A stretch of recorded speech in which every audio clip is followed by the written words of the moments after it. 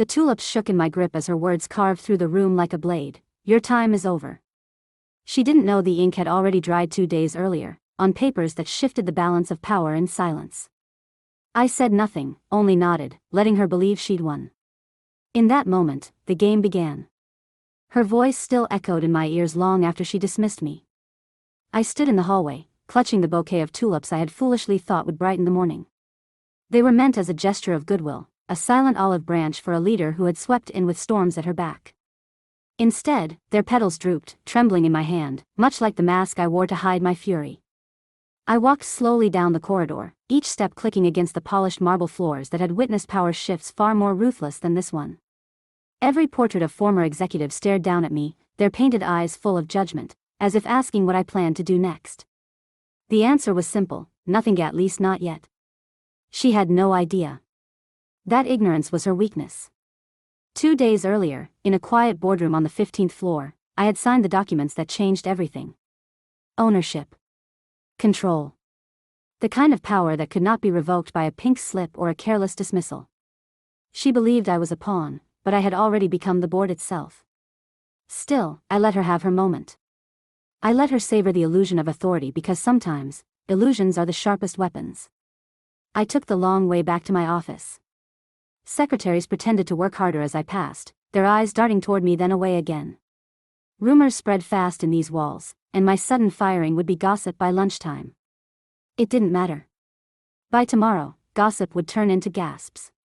When I reached my office, the door was already ajar. Strange. I pushed it open and found the desk neatly organized, files stacked with military precision, as though someone had been preparing to hand it off to my replacement. A cruel gesture, no doubt orchestrated by her. My chair sat slightly askew, the faint scent of her perfume lingering in the air. She had been here. She had tried to erase me. I closed the door softly and leaned against it, breathing in the silence.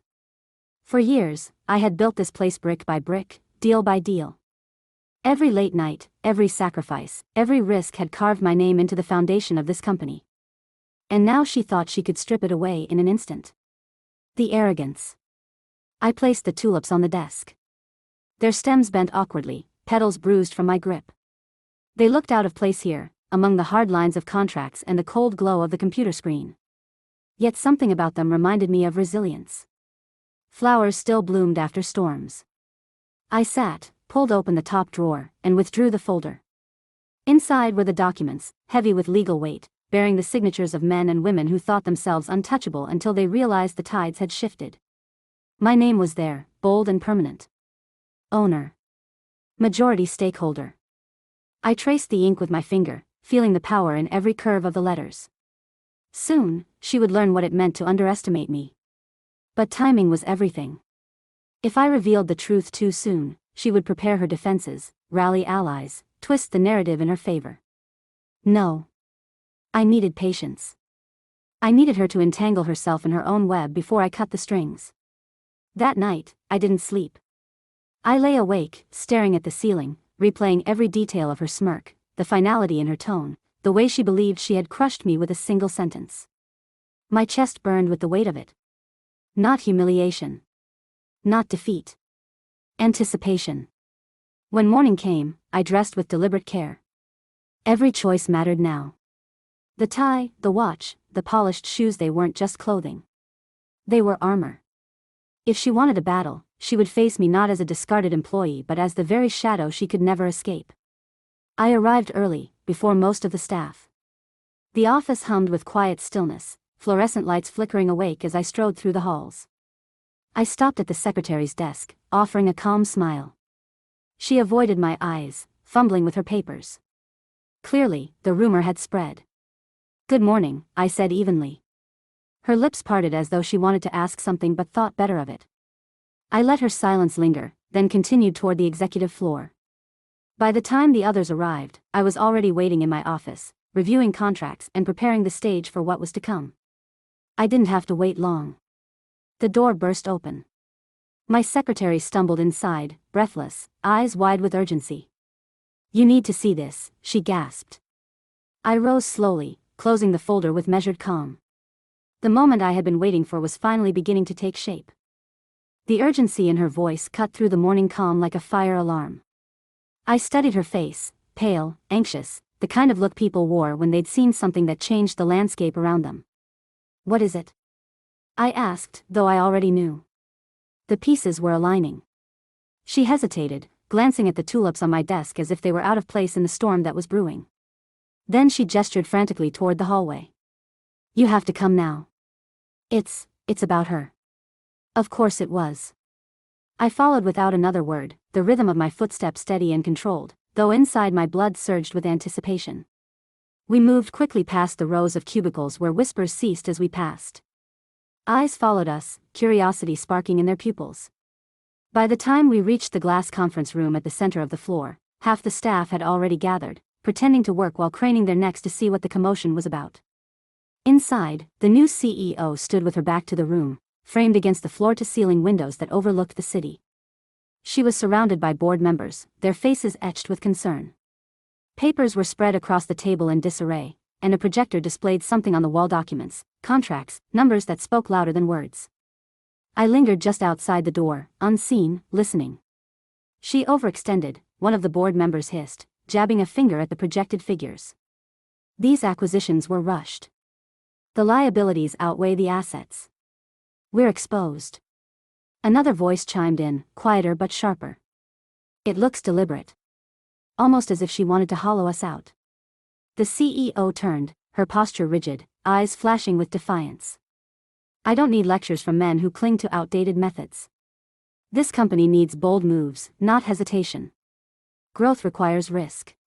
Risk. The word hung in the air like smoke. I stepped inside. The room went still, every head turning toward me.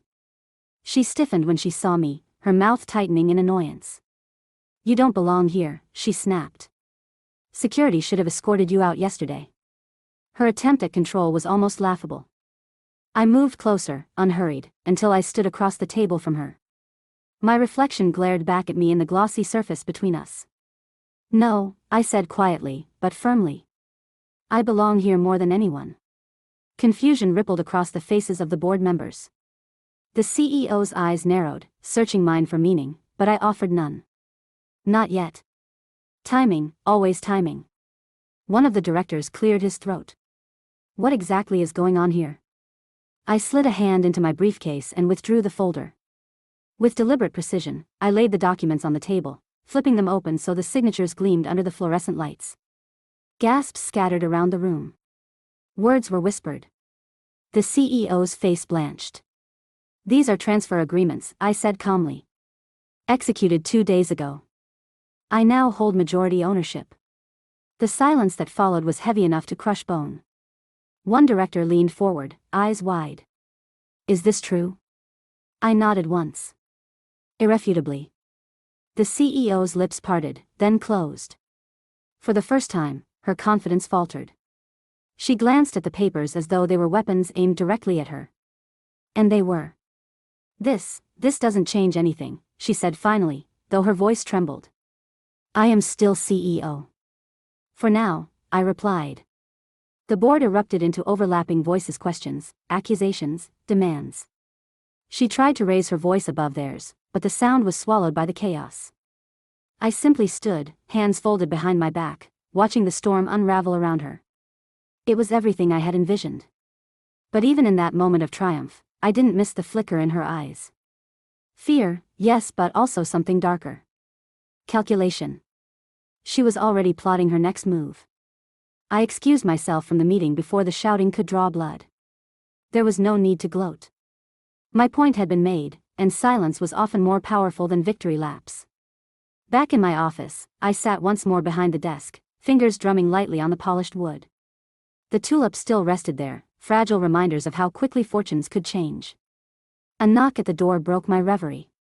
The secretary slipped in again, her face a canvas of unease. "She's furious," she whispered. "She says you'll regret this." I smiled faintly. "I already regret nothing." The urgency in her voice cut through the morning calm like a fire alarm. I studied her face, pale, anxious, the kind of look people wore when they'd seen something that changed the landscape around them.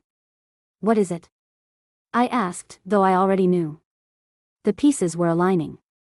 She hesitated, glancing at the tulips on my desk as if they were out of place in the storm that was brewing. Then she gestured frantically toward the hallway. "You have to come now.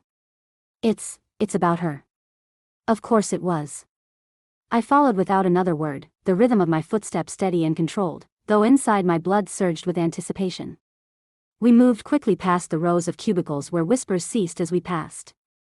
Eyes followed us, curiosity sparking in their pupils. By the time we reached the glass conference room at the center of the floor, half the staff had already gathered, pretending to work while craning their necks to see what the commotion was about. Inside, the new CEO stood with her back to the room, framed against the floor-to-ceiling windows that overlooked the city. She was surrounded by board members, their faces etched with concern. Papers were spread across the table in disarray, and a projector displayed something on the wall: documents, contracts, numbers that spoke louder than words. I lingered just outside the door, unseen, listening. She overextended, one of the board members hissed, jabbing a finger at the projected figures. These acquisitions were rushed. The liabilities outweigh the assets. We're exposed. Another voice chimed in, quieter but sharper. It looks deliberate. Almost as if she wanted to hollow us out. The CEO turned, her posture rigid, eyes flashing with defiance. I don't need lectures from men who cling to outdated methods. This company needs bold moves, not hesitation. Growth requires risk. Risk. The word hung in the air like smoke. I stepped inside. The room went still, every head turning toward me. She stiffened when she saw me, her mouth tightening in annoyance. "You don't belong here," she snapped. "Security should have escorted you out yesterday." Her attempt at control was almost laughable. I moved closer, unhurried, until I stood across the table from her. My reflection glared back at me in the glossy surface between us. "No," I said quietly, but firmly. "I belong here more than anyone." Confusion rippled across the faces of the board members. The CEO's eyes narrowed, searching mine for meaning, but I offered none. "Not yet." Timing, always timing. One of the directors cleared his throat. "What exactly is going on here?" I slid a hand into my briefcase and withdrew the folder. With deliberate precision, I laid the documents on the table, flipping them open so the signatures gleamed under the fluorescent lights. Gasps scattered around the room. Words were whispered. The CEO's face blanched. "These are transfer agreements," I said calmly. "Executed 2 days ago. I now hold majority ownership." The silence that followed was heavy enough to crush bone. One director leaned forward, eyes wide. "Is this true?" I nodded once. "Irrefutably." The CEO's lips parted, then closed. For the first time, her confidence faltered. She glanced at the papers as though they were weapons aimed directly at her. And they were. This doesn't change anything," she said finally, though her voice trembled. "I am still CEO." "For now," I replied. The board erupted into overlapping voices: questions, accusations, demands. She tried to raise her voice above theirs, but the sound was swallowed by the chaos. I simply stood, hands folded behind my back, watching the storm unravel around her. It was everything I had envisioned. But even in that moment of triumph, I didn't miss the flicker in her eyes. Fear, yes, but also something darker. Calculation. She was already plotting her next move. I excused myself from the meeting before the shouting could draw blood. There was no need to gloat. My point had been made, and silence was often more powerful than victory laps. Back in my office, I sat once more behind the desk, fingers drumming lightly on the polished wood. The tulips still rested there, fragile reminders of how quickly fortunes could change. A knock at the door broke my reverie. The secretary slipped in again, her face a canvas of unease. "She's furious," she whispered. "She says you'll regret this." I smiled faintly. "I already regret nothing." The secretary lingered as if she wanted to ask more but thought better of it. She left, and I leaned back in my chair, letting the tension coil and uncoil in my chest. This was only the beginning. That night, as I walked to my car in the underground garage, I noticed a black sedan idling near the exit. Its headlights flickered once, then steadied. My instincts sharpened. I paused, waiting, but the car remained motionless. When I drove out, it followed me for 3 blocks before peeling off into the shadows. She was already moving her pieces. By the time I reached home, the city lights stretching endlessly across the horizon, I knew one thing with certainty: the battle between us would not be fought in boardrooms alone. This was going to spill far beyond contracts and titles. And I was ready. The following morning felt different. The office air carried a charge, as though everyone could sense the shift in power but didn't dare voice it. Whispers traveled faster than emails, slipping between cubicles and echoing down corridors. My return had unsettled the fragile order she tried to impose. I walked through the lobby deliberately, not rushing, not hiding. Every pair of eyes tracked me. Some looked relieved, others nervous. Power makes people reveal their loyalties in silence. When the elevator doors opened on the executive floor, she was already waiting. Leaning against the wall, arms crossed, her gaze fixed on me with a venomous calm. "You enjoy your theatrics?" she asked as the doors slid shut behind me. I met her stare, refusing to flinch. "I don't deal in theatrics. Only facts." She pushed off the wall, heels clicking as she closed the distance between us. "You think those papers give you control? Ownership doesn't guarantee loyalty. The board can still strip you of authority if I prove you're unfit." Her confidence had returned overnight. That was the thing about people like her, they never truly broke. They adapted, shifted, found new weapons. "Then prove it," I said evenly. "Until then, I suggest you focus on the company rather than your grudges." For a moment, her mask slipped. I caught the flash of anger, raw and unrestrained, before she smoothed it over with a cold smile. "This isn't over," she whispered. I leaned closer, voice low enough only she could hear. "It hasn't even begun." She brushed past me, deliberately striking my shoulder as she went. The scent of her perfume lingered like smoke after a fire. By noon, the day had spiraled. Meetings were rescheduled, departments thrown into confusion. She called emergency briefings without informing me, attempting to consolidate whatever control she still had. But every directive she issued was now subject to my approval. My signature carried more weight than her voice, and she knew it. The tension escalated during a financial review later that afternoon. She presented a series of ambitious expansion plans, charts glowing on the projector, her tone sharp and commanding. "This is the future," she declared, gesturing to the figures. "We move aggressively, or we die slowly." The board shifted uncomfortably. Some nodded hesitantly, others frowned. When she finished, I stood. "This isn't the future. It's a gamble with lives, careers, and legacies. Expansion without stability is collapse in disguise. You're asking us to play roulette with everything we've built." The room hushed. My words carried not just authority but finality. She turned, eyes burning, and for a heartbeat I thought she might lash out in front of everyone. Instead, she smiled thinly. "Perhaps you're afraid of risk," she said sweetly. "Afraid of what bold leadership looks like." I stepped closer, lowering my voice just enough to make the board lean forward to hear. "Bold leadership doesn't mean burning the house down to prove you own the matches." A few chuckles broke the tension, though quickly stifled. She caught the sound, and I saw her pride crack like glass under pressure. The meeting ended with no decision, the board members scattering like startled birds. She left in silence, her heels stabbing the floor with every step. That night, the black sedan returned. I saw it parked across from my building, engine off, windows tinted. Whoever was inside didn't move. I decided not to confront it. Not yet. I wanted her to believe she still had the upper hand, that her intimidation worked. But inside, my resolve hardened. If she wanted to play in the shadows, she would soon learn I was far more comfortable there than she imagined. The next morning, chaos awaited me. My secretary rushed into my office, face pale, clutching a folder. "You need to see this," she said again, breathless like before. Inside the folder were copies of emails but forged. They accused me of misconduct, siphoning funds, unethical dealings. Enough to ruin a reputation in seconds if they spread. I examined them carefully. Whoever had crafted them knew what they were doing. The details were precise, the phrasing eerily close to my own. To the untrained eye, it looked damning. "She's moving faster than I thought," I murmured. My secretary looked at me, terrified. "What do we do?" I closed the folder and placed it gently on the desk, as though it were nothing more than another report. We wait. And then, we strike. That afternoon, the board convened again. She strode into the room with the confidence of someone holding a loaded gun. The forged emails were in her hand, ready to be unleashed. But I was already prepared. As she began her accusations, sliding the papers across the table with a triumphant smile, I reached into my own briefcase and produced another set of documents.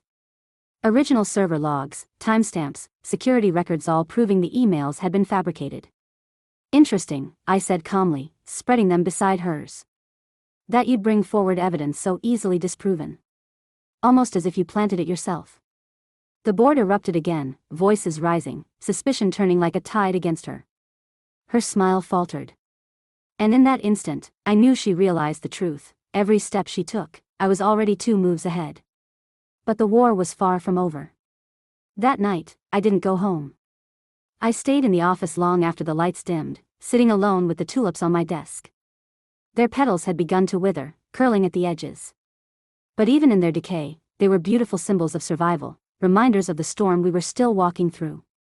I whispered into the silence, not to anyone in particular but to the walls that had heard everything. You thought you buried me. But I was only taking root. And I knew when the end came, it wouldn't just be her downfall. It would be a reckoning. The next day began with silence. Not the peaceful kind, but the strained quiet of a battlefield before the charge. People moved carefully through the halls, whispering only when they thought no one was listening. Every glance carried questions they dared not ask aloud. She hadn't spoken to me since the failed ambush with the forged emails. That alone told me she was regrouping, plotting her counterstrike. A wounded predator is the most dangerous kind. I arrived at my office early, scanning the corridor as I passed. The tulips on my desk were wilting fast now, their petals dropping like small, silent casualties. I left them there as a reminder, even beauty fades, but roots endure. By mid-morning, a board member slipped into my office unannounced. His tie was loose, sweat beading at his temples. He shut the door behind him, lowering his voice. You need to be careful, he said. She's rallying support. Promises of promotions, bonuses, even threats. She's pulling people to her side. I leaned back in my chair, fingers steepled. Let her. The more desperate her tactics, the clearer her true nature becomes. He hesitated. What if she succeeds? She's persuasive. I smiled faintly. Then we remind them where true power lies. He left, still uneasy, but I knew he would soon understand. Fear makes people reckless. And reckless enemies make mistakes. That afternoon, she finally made her move. The entire company was summoned to the atrium for an announcement. Staff filled the vast space, murmurs bouncing off the glass walls. When she appeared on the mezzanine above, silence fell. Her posture was immaculate, her voice sharp as she addressed them. This company is in crisis, she declared. We face sabotage from within, corruption, deceit, betrayal. And I will not rest until the traitor responsible is removed permanently. All eyes turned toward me. She didn't say my name, but she didn't need to. The implication was clear. I didn't flinch. I stood near the front, meeting her gaze, daring her to make the accusation outright. But she didn't. Not yet. She wanted the seeds of doubt to spread first, to poison the soil beneath me. The staff applauded uncertainly, some enthusiastic, others hesitant.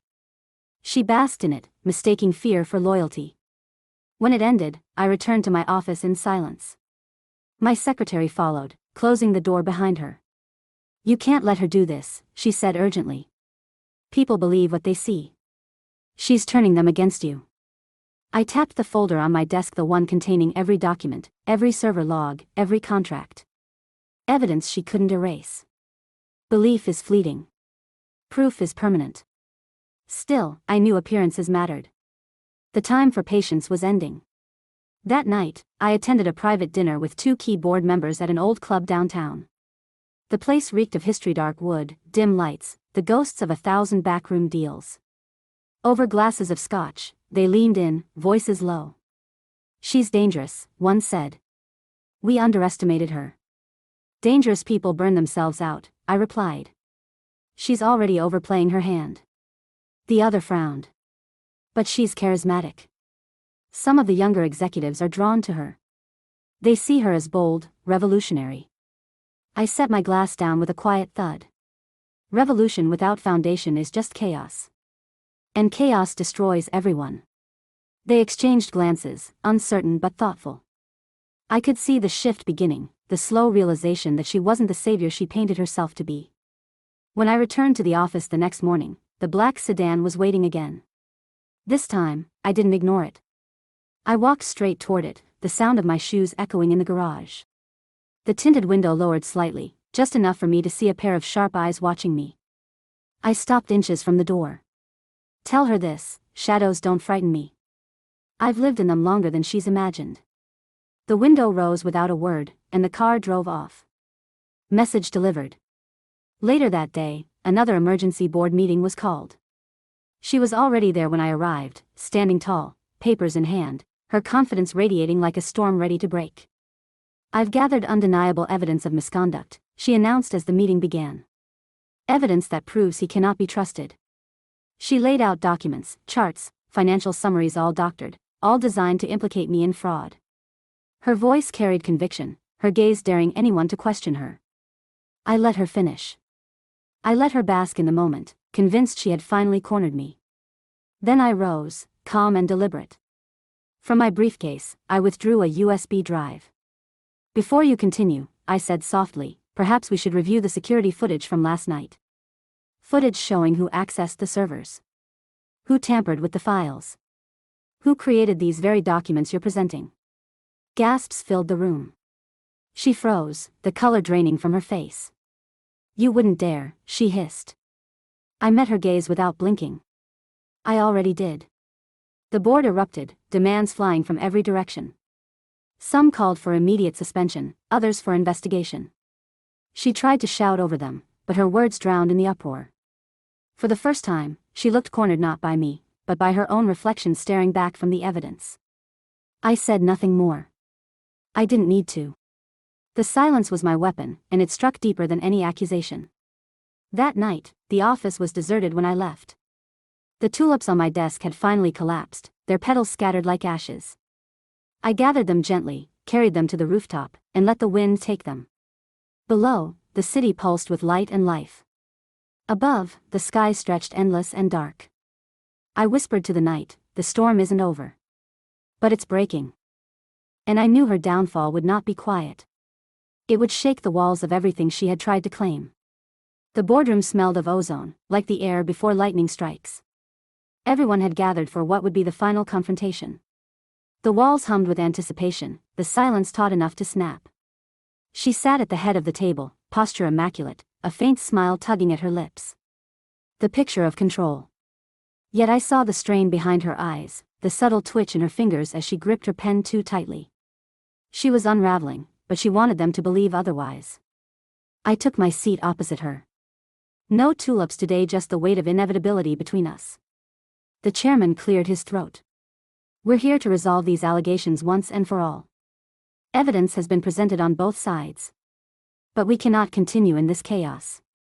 She rose smoothly, her voice carrying like a knife through silk. This company needs decisive leadership. Not hesitation, not paranoia. He has spent weeks undermining me, twisting facts, manipulating loyalties. You've seen the chaos he brings. I am the future. With me, we rise. With him, we stagnate. Applause broke from a handful of executives, forced and brittle. The rest stayed silent, watching me. I didn't rush. I stood slowly, unfolding a single sheet of paper from my briefcase. Leadership isn't about volume, I said quietly. It's about truth. And truth doesn't need to shout. I laid the paper on the table. It was a letter signed, sealed, undeniable. A joint statement from the largest investors, expressing their confidence not in her, but in me. Murmurs rippled through the room. The color drained from her face. I met her eyes.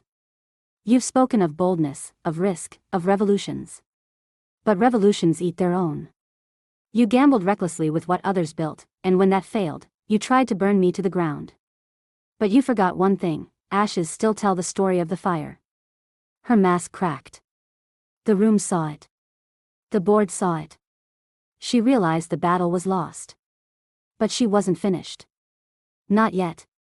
This isn't about papers or investors, she spat, her voice rising, raw and unpolished for the first time. This is about fear. You're afraid of me. Afraid of what I represent. You hide behind contracts and documents, but you don't have the courage to lead. I stepped closer, my voice steady as stone. You mistake patience for fear. You mistake calculation for cowardice. But leadership isn't about who shouts the loudest or risks the most, it's about who remains standing when the storm passes. The silence that followed was final, absolute. The board shifted. Decisions were made in their eyes before they were spoken. The chairman turned to her. Your tenure as CEO is terminated, effective immediately. The words hung in the air like a verdict. She staggered back as though struck. No, she whispered. You can't. But they already had. Security escorted her from the building an hour later. She didn't look at me as they led her out, though I felt her hatred radiating across the marble lobby. When the doors closed behind her, a hush fell over the company. As if the building itself exhaled for the first time in months. I stood in the atrium, looking up at the glass ceiling where sunlight spilled through. For the first time, the light felt like it belonged here again. That evening, I returned to my office alone. The desk was bare except for the empty vase where the tulips had once stood. I stared at it for a long moment before rising and walking to the window. The city stretched out before me, endless and alive. She had tried to bury me with her ambition, her schemes, her shadows. But she had only taught me to grow stronger in silence. I whispered to the skyline, the same words I had carried from the beginning. You thought you buried me. But I was only taking root. The next morning, I addressed the company. No theatrics, no grand declarations. Just clarity. We are not here to gamble. We are not here to burn for glory. We are here to build. Together. Brick by brick, deal by deal. No shortcuts, no illusions. And for the first time, they believed. The storm was over. The reckoning complete. But the lesson remained: power is never given, it is taken, kept, and guarded. And I had no intention of ever letting it slip again.